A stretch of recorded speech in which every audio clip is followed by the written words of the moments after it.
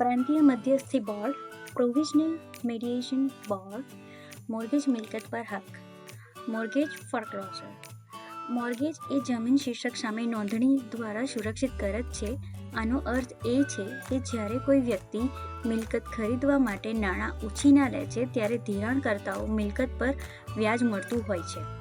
જો મોર્ગેજની ચૂકવણી કરવામાં ન આવે તો આ વ્યાજ ધિરાણકર્તાઓને મિલકત પર હક કરવાની મંજૂરી આપે છે.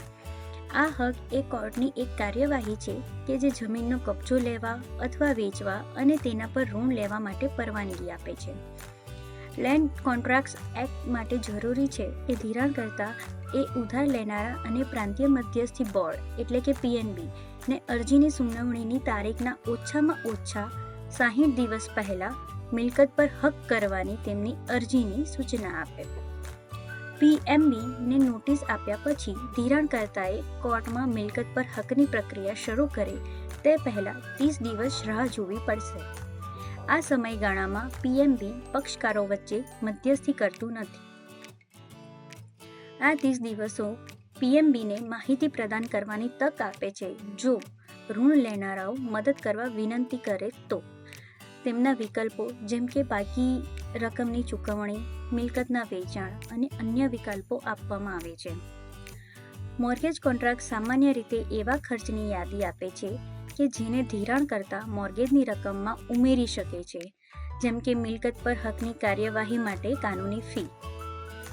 કાનૂની ફી પાછલી બાકી રકમમાં વધારો કરે છે અને મોર્ગેજની ચૂકવણી પ્રક્રિયાને વધુ જટિલ બનાવે છે, જેથી બાકીની રકમની વહેલી ચૂકવણી નોંધપાત્ર કાનૂની ફીને ટાળી શકે છે. કોર્ટ ઓફ ક્વીન્સ બેન્ચ 2010માં ચુકાદો આપ્યો હતો કે નાણાકીય સંસ્થાઓ સામાન્ય રીતે ઉધાર લેનારા પાસેથી પ્રારંભિક કાનૂની ફી વસૂલવા માટે હકદાર નથી.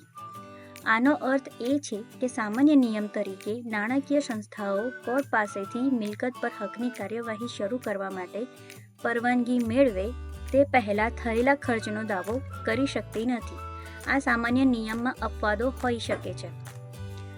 જેઓ બાકી રકમ ચૂકવવા માંગે છે તેમના માટે મદદ કરવાના નિયમો છે. મિલકત પર હક કરવાની કાર્યવાહીમાં લાંબો સમય લાગી શકે છે અને જો ઉધાર લેનાર ચૂકવણી કરે છે અને મિલકતને છોડાવવાનો પ્રયાસ કરે તો સમય વધારે લંબાઈ શકે છે. ઋણધારકો મિલકત પર હકની કાર્યવાહી સામે બચાવ કરવા માટે વકીલની સલાહ પણ લઈ શકે છે.